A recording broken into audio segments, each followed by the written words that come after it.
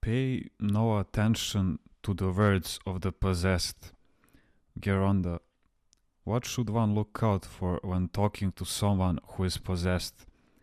He should say the Jesus prayer and treat the person with kindness. Geronda. Do the possessed remember what they say during their crisis? Some things they do and other things they don't. We don't know how God works. Sometimes He allows for things to be remembered so the possessed can be humbled and repent. And when a possessed person asks for something, it isn't easy for us to understand whether it's the devil speaking or the person himself. I once met a young woman who was possessed. She had read Kazantzakis and had come to believe certain blasphemous things about God, which led her to become possessed. Suddenly the demon seized her and she began screaming wildly, I'm burning, I'm burning. Members of her family held her still so that I could bless her with the cross. Then she called out, Water, water. So I said to them, Bring water. But I said, No, no, someone told us that we mustn't obey the devil. But she's thirsty now and needs to drink some water, I told them. Bring her some water. I was able to understand when the burning came from the devil and when she was thirsty. The poor soul drank a couple of glasses of water and said, I have burning coals inside me, and even a whole pail of water wouldn't put out the fire in me. That's the kind of burning that she felt. Geronda. When a possessed person speaks, how can we tell whether it's the devil speaking through the person or the person himself? When it's the devil speaking, the person's lips don't move naturally, they move mechanically, but when it's the person speaking, the lips move naturally. If a possessed person screams when exorcisms are being read for him or when others pray for him, sometimes the soul itself is tormented and tells the devil, Go away, why are you staying here? Other times the demon himself curses the person or the priest, or even blasphemes against Christ, the Panagia and the saints. Sometimes the possessed will tell lies, but when pressed by the power of the name of Christ, he will tell the truth. At other times the possessed will start mumbling whatever spiritual things he has read and so on. What can I say? These things are very confusing. When speaking with such people, you must be very careful. For example, he might say, You are burning me. If you are actually burning him and you say, I am burning him, you have burned yourself. If you are not burning him and you believe that you are burning him, then you have burned yourself twice.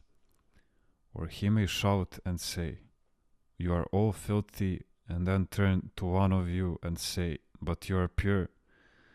Now if this sister believes it, then she'll be in serious spiritual trouble. So don't experiment with the devil. A possessed person was taken to a monastery, and the abbot there instructed the monks to go into the church and say the Jesus prayer on his behalf. As the sacred relic of Saint Paisios, the bishop of Lampsakos, was kept in that church, the demon was in a tight spot.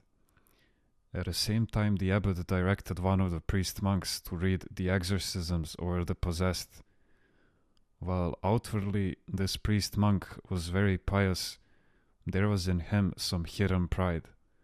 He was very active and did everything by the book. Being well educated, he would offer spiritual advice to others. However, he himself was not helped by the others because they, out of respect for him, hesitated to say anything to him when they saw him doing something wrong. He saw himself as the most virtuous monk in the monastery. And so that day the evil one discovered an opportunity to do him harm. He applied his devilish cunning to give the monk the impression that it was actually he who was expelling the demon from the possessed.